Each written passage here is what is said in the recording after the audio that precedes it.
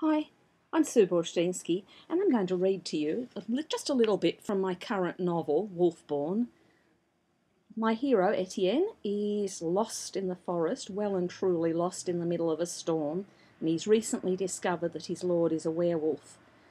Now, you might think that there's only trees and animals and such in a forest, but Etienne's just about to find out that there's a lot more. Okay, here I go. I felt the small hairs on the back of my neck prickle under my hood.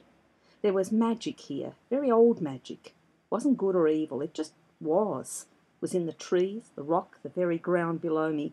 Not the sort of magic you could use or even move. Ahead there was light and heat and noise and the welcome sight of buildings, a cottage and a forge. In the open forge the smith worked, his apprentice, perhaps his son, at the bellows. Apart from his apron and breeches, he wasn't wearing much. Of course, he wouldn't need much in that heat. There was already a horse in there, a dainty white mare with a Birani look, a lady's horse, though the owner was nowhere in sight. She moved, and her hooves flashed silver. Silver?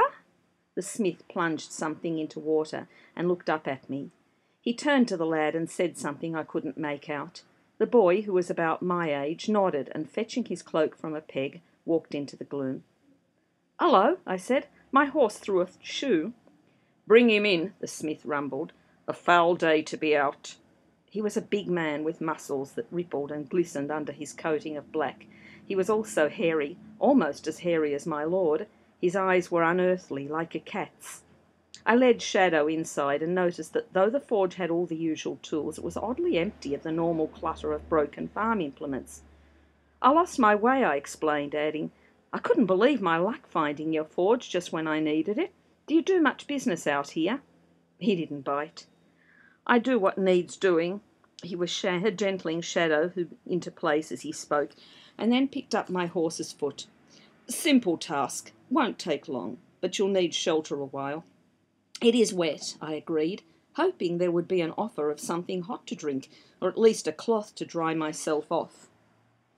"I didn't mean from the rain, youngling," he grinned. "It's the protection of iron you'll need today. As long as you stay on your horse you'll be safe enough, but I'll send my son to guide you. They are quite likely to frighten your horse and get you once you're on the ground." Before I could ask what he meant, his son returned. The smith led the lovely mare from the forge, and I came to the door to watch. In the end, I wasn't sure what happened next. There was a feeling, a sound, music, the scent of earth and flowers, and then she was there. Her body was ripe, lush as some exotic fruit, her hair the colour of the black soil, and down past her waist. She wore green. One moment it was the green of grass, the next dark leaf colour, but to be honest, I wasn't looking too hard at her clothes. "Oh," I heard coming from my throat. I forgot what other noises I made, but I think I whimpered a little. "Stay where you are," the smith hissed. She laughed, a sound like a purr. So help me, was the sound a cat would have made if it could laugh. "Such a pretty boy," she cooed. "You aren't very kind, Gev. Still, he's in no danger from me today, or any of my folk. We have other game, and I've already quarrelled with my husband over one lovely boy. Now bring my poor mare to me. Ugh, she reeks of iron. She'll have to be washed thoroughly when we get home. I'd never have come to ask you if one of our own had been here, believe me." "As you wish, Lady Nematona," the smith said. "Still, the job you set me is properly done, and you owe me." She climbed onto the mare's back. "You'll be paid in the appropriate coin. Of course, if you'd prefer gold—" He laughed. "Not your gold, lady. I know what happens to that overnight.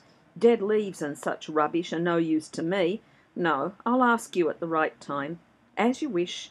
She nodded at me. "For what he'll face soon, iron won't be any use, Gev. You know that." "Who knows what he'll face before the balance is restored?" Gev said softly. She shrugged. "Whatever it is, he is lucky enough to have the support of powers higher than mine." I was about to say that it would be nice if they didn't talk over my head, but she was gone, and I do mean gone. There was no trace of her or her mare, not even hoof prints. And I hope you enjoyed that, and that if you did, you'll let other people know about this and go get the book. Thank you.